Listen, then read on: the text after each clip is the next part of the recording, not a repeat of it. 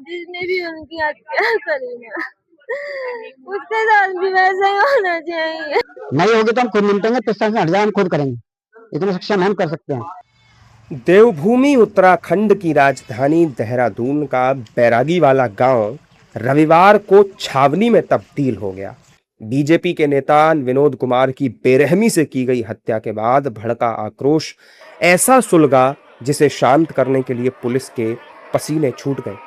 रविवार देर शाम तक गांव में बवाल, आगजनी और पथराव का तांडव चलता रहा। गुस्साइल ग्रामीणों ने आरोपियों के घरों और ट्रैक्टरों को आग के हवाले कर दिया। इसके बाद हालात को काबू में करने के लिए पुलिस को लाठी चार्ज तक करना पड़ा।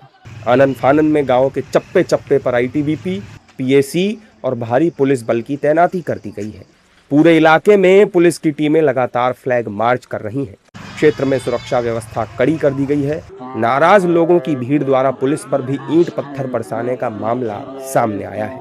हत्या के मामले में 12 नामजद और 30-35 अन्य लोगों के खिलाफ मुकदमा दर्ज किया गया है। अभी तक 4 आरोपियों की गिरफ्तारी हो चुकी है, जबकि पुलिस की टीमें बाकी आरोपियों की तलाश में लगातार दबिश दे रही हैं। घटना के बाद मुख्य आरोपी के अवैध निर्माण पर प्रशासन द्वारा बुलडोजर चलाकर उसे ध्वस्त कर दिया गया।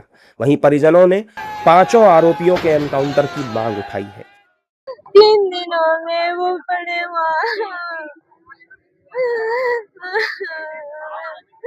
उन्होंने कभी किसी का बुरा नहीं किया, उनके साथ इतना बुरा कैसे हो। जिसने भी उनकी हत्या करी ना, उसके साथ भी वैसा ही होना चाहिए।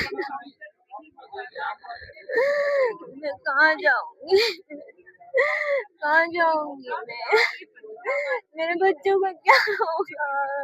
हाँ सर, हमारे पर पंचनामे का दबाव बनाया जा रहा है कि आप तुरंत पंचनामा कराओ। नेतागिरी के माध्यम से भी, सिस्टम के माध्यम से भी, मैं जैसे जैसे तोड़ जोड़ होता है उनका सभी अपने हथकंडे अपना जा रहे हैं, लेकिन हम पंचनामा नहीं करेंगे।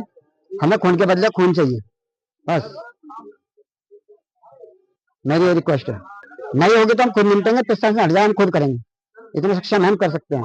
मरेंगे तो मिटेंगे तो वही है, हमें कोई दिक्कत नहीं है, लेकिन हम सामने वालों को मिटाएंगे जब हम छोड़ देंगे।